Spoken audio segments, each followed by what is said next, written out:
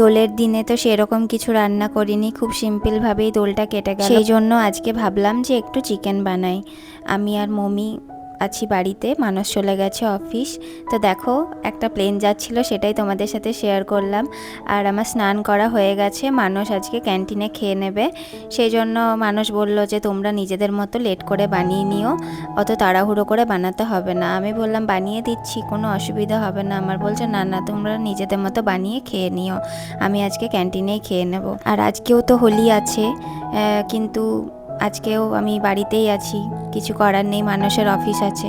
মমির তো এক্সাম শেষ হয়ে গেছে, তাই এখন ওর ছুটি আছে। সেই জন্য মানুষ মানে আমাকে প্রত্যেক দিনই বলছে সকালে যে রান্না করতে হবে না, ছেড়ে দাও। মানে আগের দিন রাত থেকেই বলে দিচ্ছে যে কালকে রান্না করো না, আমি ক্যান্টিনে খেয়ে নেবো। আসলে সারাটা বছর তো এইভাবেই কাটে, সকালে ওঠা, ভোরে ওঠা। সেই জন্য ও চাইছে যে আমি কদিন একটু রেস্ট করি। কিন্তু ওই রেস্ট করতে গিয়ে সকালটা রেস্ট করি, বাট দুপুর অনেকটা লেট হয়ে যাচ্ছে আমার সমস্ত কিছু কমপ্লিট করতে। ওই লেট করে রান্নাটা শুরু করছি সেই জন্য।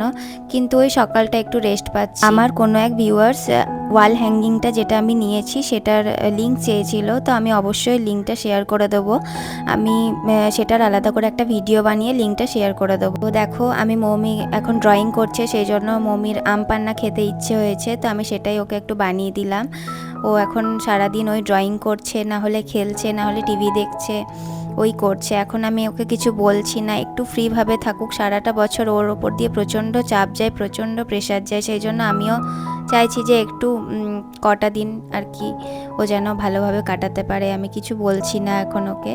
তো দেখো আমার চিকেনটা কষানো হয়ে গেছে। চিকেনটা খেতে কিন্তু দারুণ হয়েছিল। মমি আবার খাবার খেয়ে উঠে বিকেল 4:30 সময় আবার বলছে মা আমাকে চিকেন দাও। আমি বললাম আমি আর পারছি না, আমাকে একটু শুতে দে, পরে খেয়ে নিবি। তো ও খেয়ে খুব মানে ওর খুব ভালো লেগেছে।